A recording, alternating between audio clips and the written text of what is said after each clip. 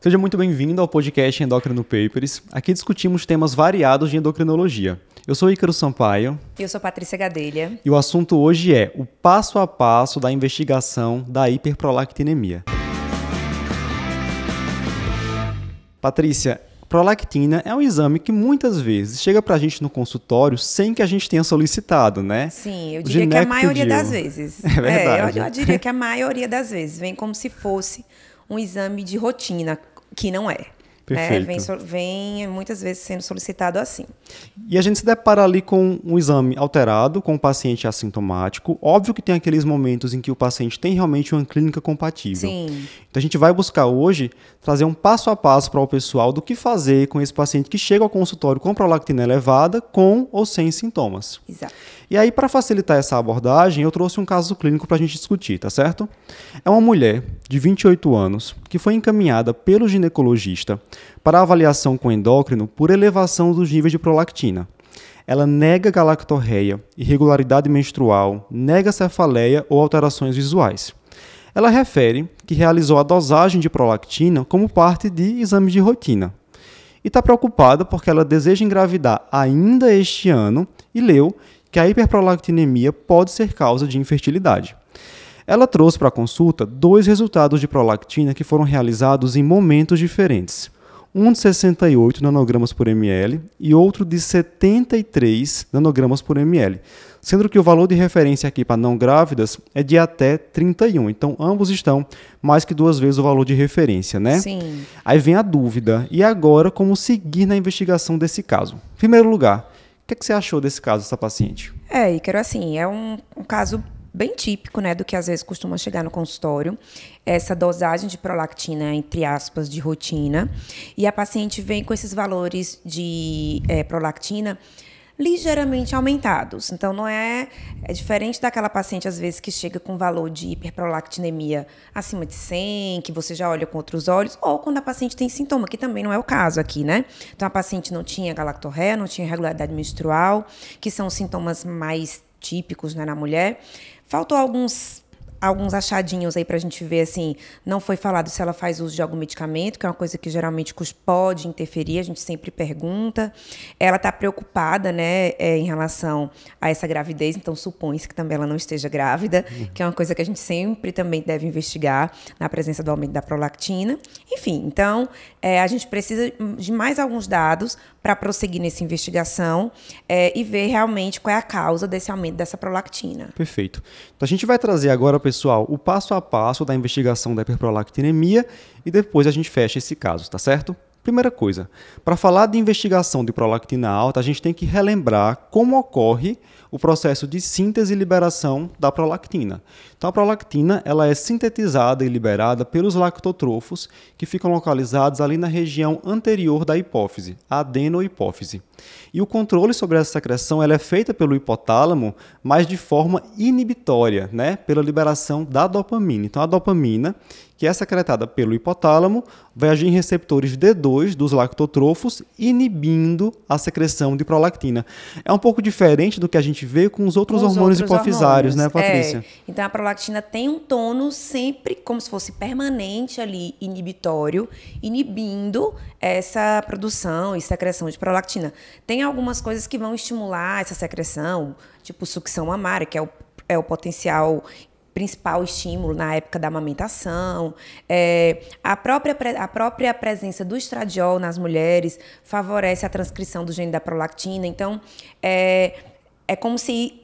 Tem algumas coisas que levam ao aumento da produção da prolactina, mas, de forma geral, o tônus inibitório dopaminérgico é o mais importante para manter esses níveis de prolactina mais baixos. E aí, sempre que a prolactina aumenta, vão vir alguns sintomas aí, independente de ser, assim, alguns comuns para homens e mulheres e outros mais específicos de cada sexo, né? Boa. Então, vamos lá.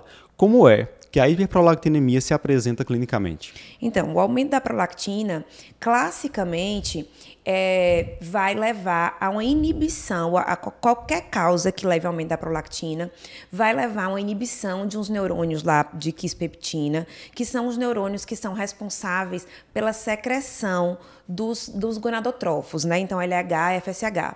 Então, de forma que esse aumento da prolactina vai fazer com que seja homem ou seja mulher, fique com hipogonadismo. Um hipogonadismo que pode ser reversível, mas é um hipogonadismo hipogonadotrófico.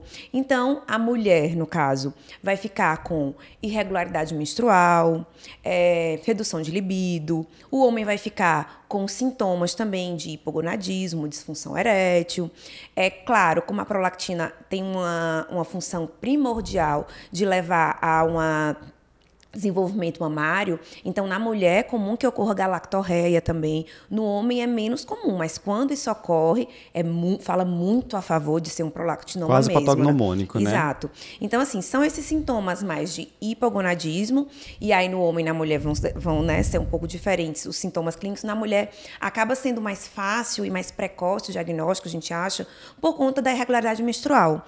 Então, tem um sintoma ali muito claro na mulher, né, que é a mulher ficar sem menstruar 2 a 3 meses. No homem, muitas vezes esse diagnóstico de hiperprolactinemia é feito com atraso, porque demora. O homem não vai ter essa história da menstruação todo mês para se ligar ali que tá tendo algum problema. Então, só vem dar sintomas, de fato, quando o paciente já tem ali um hipogonadismo já há muito tempo, com disfunção erétil, ou até mesmo uma galactorreia. Aí, além desses sintomas, né, podem ter outros sintomas que não são tão frequentes e assim, que são coisas que a gente vai acabar pesquisando em relação à baixa massa óssea, que não é nem sintoma, né? São consequências dessa hiperprolactinemia. E é interessante assim, às vezes algumas mulheres têm um hipoestrogenismo tão forte relacionado à elevação da prolactina que podem nem fazer a galactorreia, né? Porque tem que ter ali um pouquinho de estrógeno para ter essa produção do leite. Muito bem. Pensando agora nas causas. Então, esse paciente que vem para a gente com prolactina alta, que tem ou não sintomas, a primeira coisa que a gente tem que saber é quais são as causas fisiológicas da hiperprolactinemia, porque são as primeiras que a gente tem que descartar, né, Patrícia? Então, como você até já falou, gestação.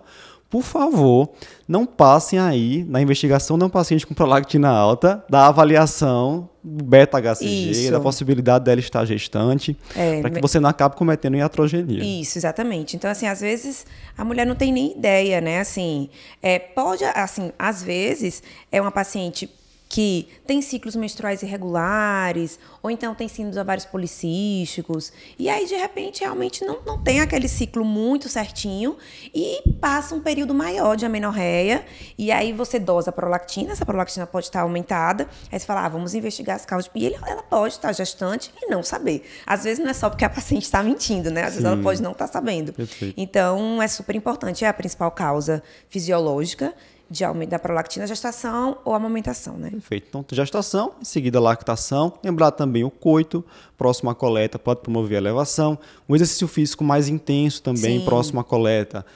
Se o paciente, de repente, fez crossfit, depois você coletar o exame. A prolactina pode vir um pouco elevada e o próprio estresse da punção. Isso é bem interessante, né? Às vezes tem aquela prolactina ali 5 acima do valor de referência. Sim, pouquinho. Foi só o estresse relacionado à coleta, realmente. Quando repete no segundo momento, vem normal. E aí isso é uma coisa importante, porque até um pouco tempo atrás tinha muito essa recomendação de ficar em repouso no laboratório antes, não sei quanto tempo, para coletar a prolactina. E hoje em dia isso caiu em desuso. Então, o paciente vai coletar a prolactina como qualquer outro exame lá. E aí, de fato, se ele tiver um tiquinho acima ali do valor superior da normalidade e você suspeitar que tenha sido por um exercício físico, pelo estresse da coleta, aí sim você pode pedir para repetir a dosagem e dessa vez permanecer ali no repouso antes da dosagem. Mas você não tem necessidade de todo paciente que você for pedir a dosagem de prolactina, obrigatoriamente ele ter aquele repouso que era recomendado anteriormente. Ótimo. Uma vez que a gente conseguiu descartar, então, essas causas fisiológicas de elevação, o próximo passo é avaliar medicamentos. Isso. Quais são as causas farmacológicas da hiperprolactinemia? Então, as causas farmacológicas são causas importantes.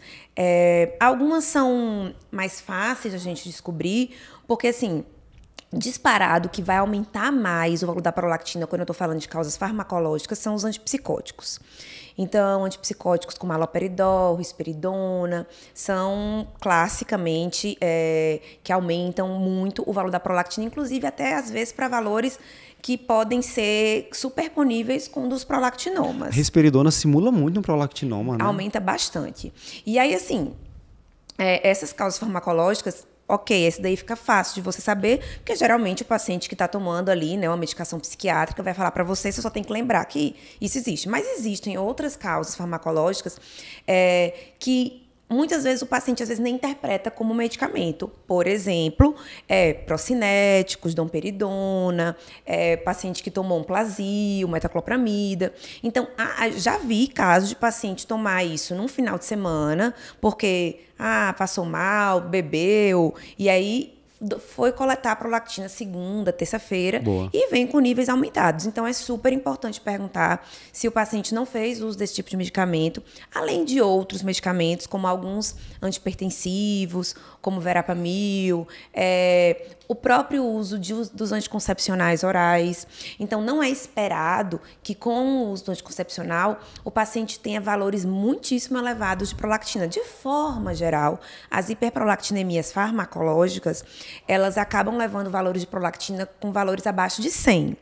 Isso de forma geral, porque tudo em medicina tem exceções, né? Sim. Mas, então, se o paciente vem com um valor muito, muito mais elevado que isso, você até vai suspeitar que não seja só o remédio.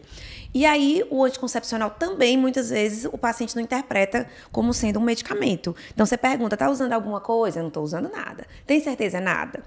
Aí, depois de muito tempo, você fala, não, e mais nada, nem um remédio de uso contínuo, nada. Não, só tomo o meu anticoncepcional, como se não fosse remédio, né? E aí, o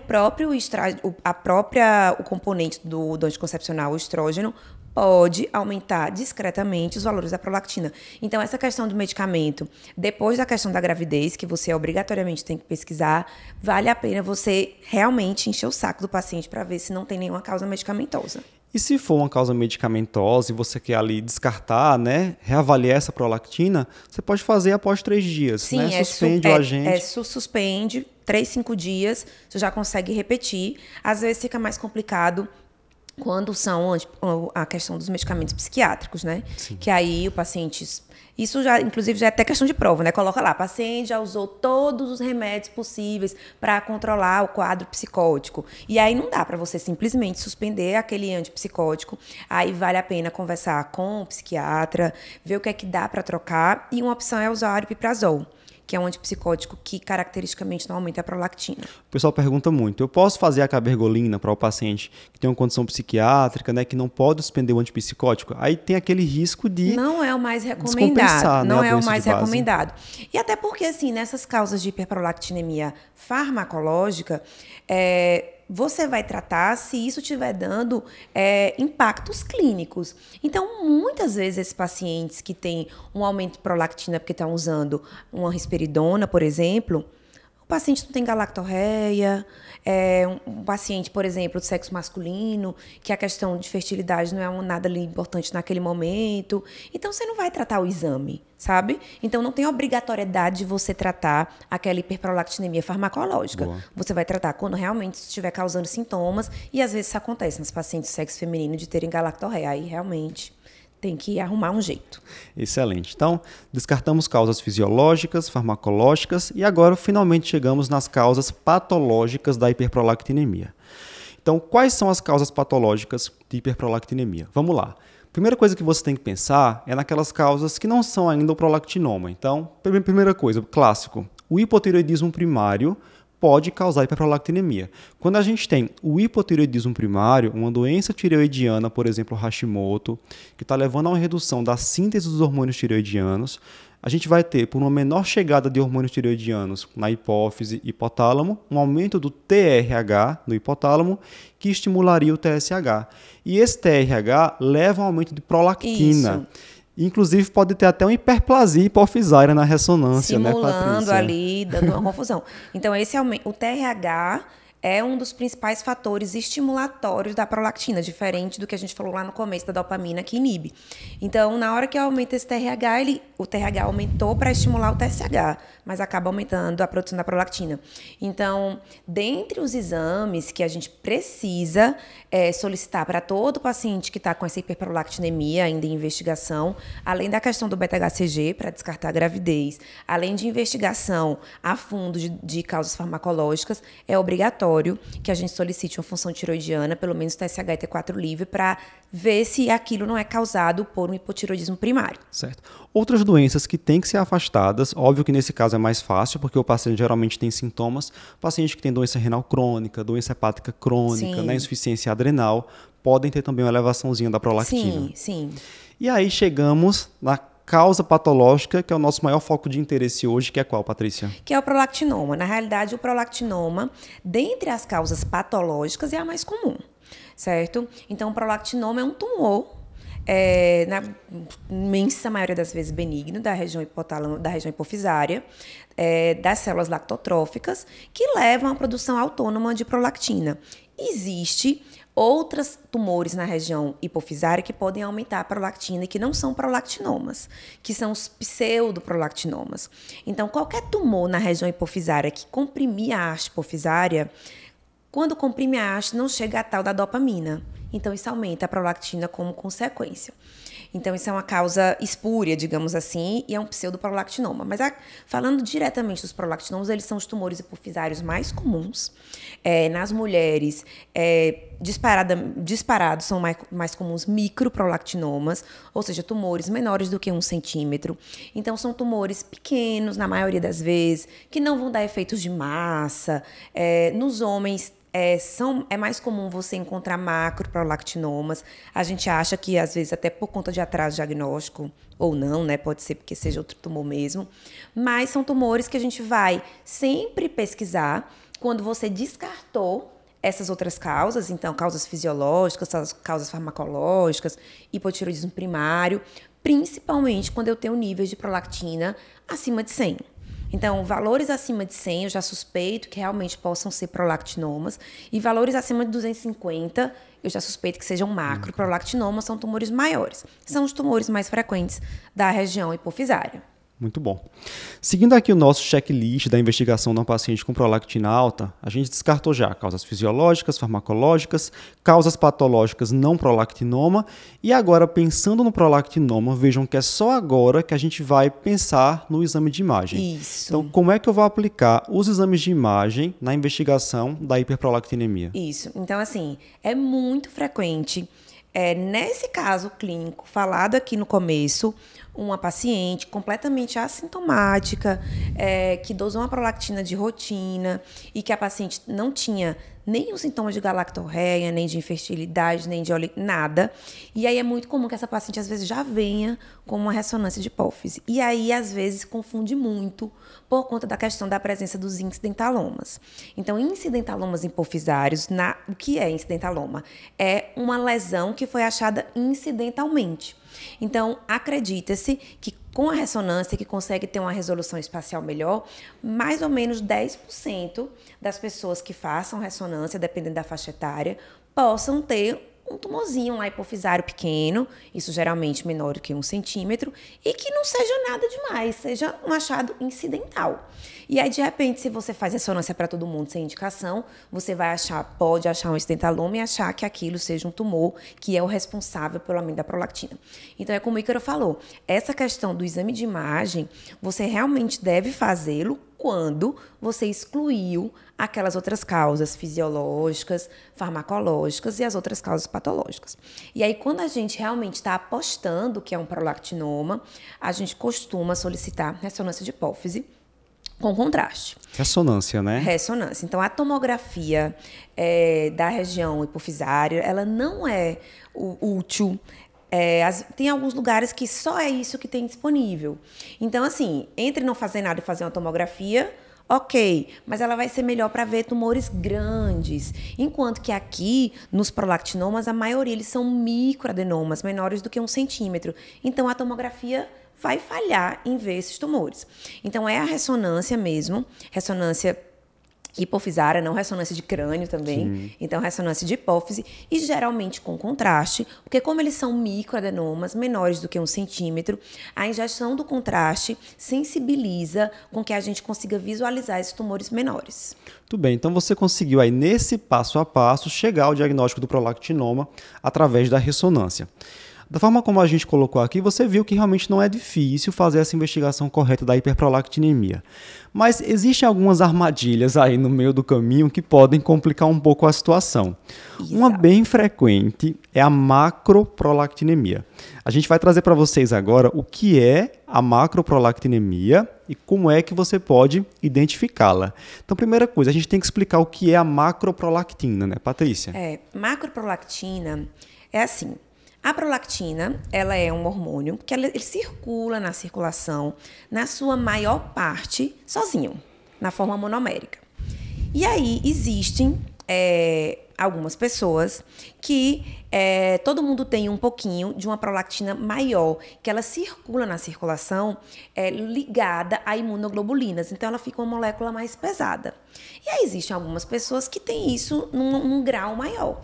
Então, nada mais é do que uma molécula grande de prolactinas ligadas à imunoglobulina. Então, ela fica uma molécula pesada e que é dosada laboratorialmente como se fosse uma prolactina. Só que ela não tem baixíssima atividade biológica, não determina o aparecimento de sintomas, só que quando você dosa, vai estar lá, como se fosse uma prolactina aumentada. Só serve para atrapalhar. Só serve para atrapalhar. Somente.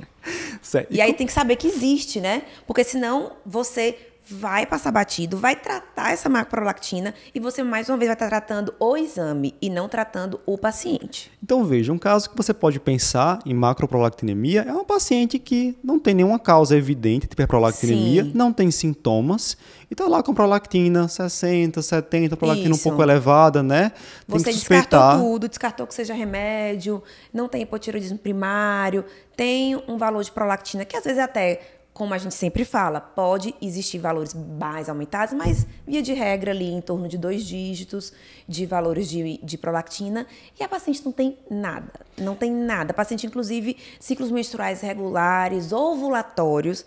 Quem tem uma prolactina de 70, 80 não ovula. Então, assim, aí você fala, poxa, tem alguma coisa aqui. É aquela situação que você fala, não tá batendo. Então, se não tá batendo, pense em macroprolactina. Muito bem. E aí, Patrícia, como é que eu vou sair dessa enrascada? Aí é fácil, certo? Assim, o padrão ouro para dar o diagnóstico de macroprolactina é um exame que só é muito realizado mais assim em ambiente de pesquisa, que é uma cromatografia, como se fosse uma eletroforese. Mas não é o que a gente pede na prática. O que a gente pede é um exame chamado precipitação com PEG, que é o polietileno glicol. Então, grosso modo, coloca um PEG, que é essa substância, dentro do soro da paciente que tem aumento da prolactina, e esse PEG vai precipitar moléculas pesadas. Então, se a paciente tiver macroprolactina, vai precipitar tudo para o fundo do tubo de ensaio e lá no sobrenadante vai sobrar muito pouco. Sobra menos do que 40% do valor da prolactina inicial. E aí você confirma a presença da macroprolactina. Então, na prática, como é que eu faço?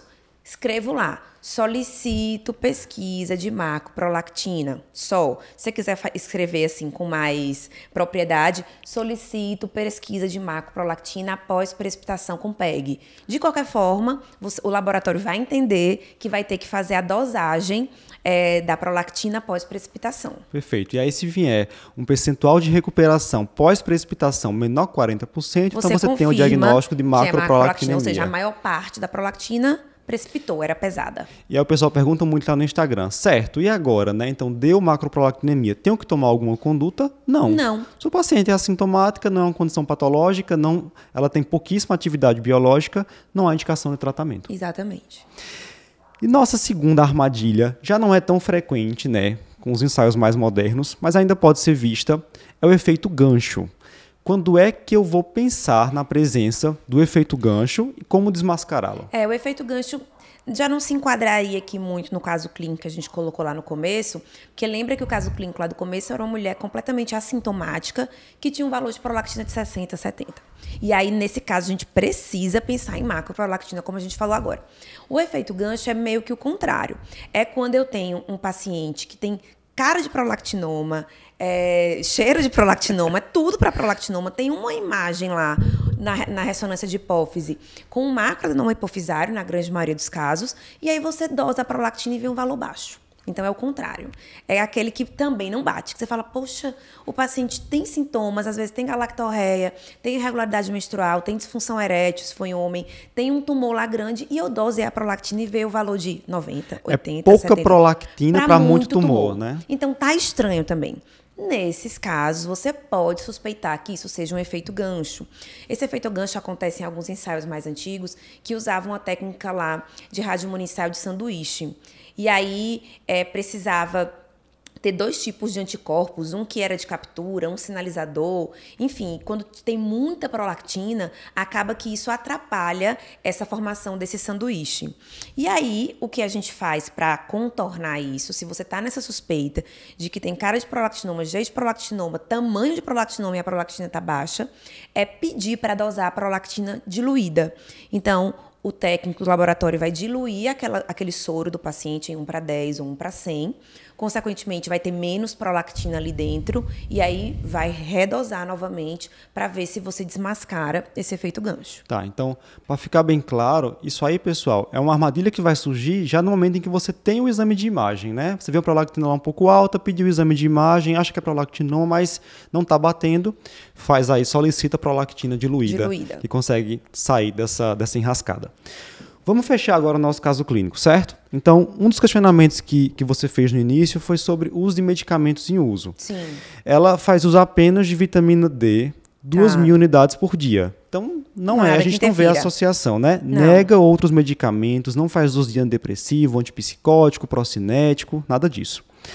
Ela fez a avaliação laboratorial que descartou gravidez, descartou disfunção tiroidiana, descartou doença hepática e também doença renal. Certo, que é o básico obrigatório, né? Perfeito. Então, beta-HCG, TSHT4 livre, creatinina, isso a gente precisa fazer, até para, às vezes, é uma oportunidade de você dar esses outros diagnósticos para paciente. Então, nós chegamos a uma paciente jovem, assintomática, com prolactina de 2 dígitos, que não tem causas fisiológicas nem patológicas, que é que sobrou macroprolactinemia.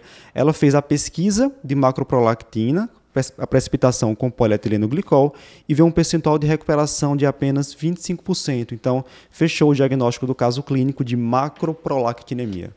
Então é isso, né? Assim, só para fechar, assim, veja, ela tinha um valor de prolactina de 68, depois 73, sabe? Uma média de 70.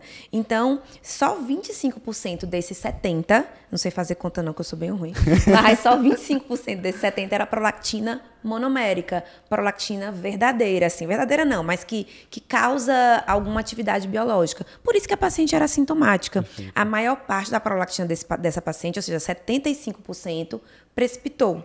Era macroprolactina, que é dosado laboratorialmente, mas que não tem nenhuma atividade biológica relevante. Conduta alta da endócrina, né? Alta da endócrina, não dosar mais prolactina, porque vai continuar com isso para sempre. Então, essa macroprolactina é uma coisa da paciente. Então, toda vida que ela dosar essa prolactina, se mudar de ginecologista e solicitar de novo, vai sempre vir alta. Então, é explicar para a paciente que ela tem isso, que é um achado meramente laboratorial e que não precisa de tratamento. É isso. Se você gostou desse podcast, compartilhe ele com seus amigos, deixe aí o seu comentário e não esquece de seguir Endocrino Papers no Instagram. Até mais! Tchau.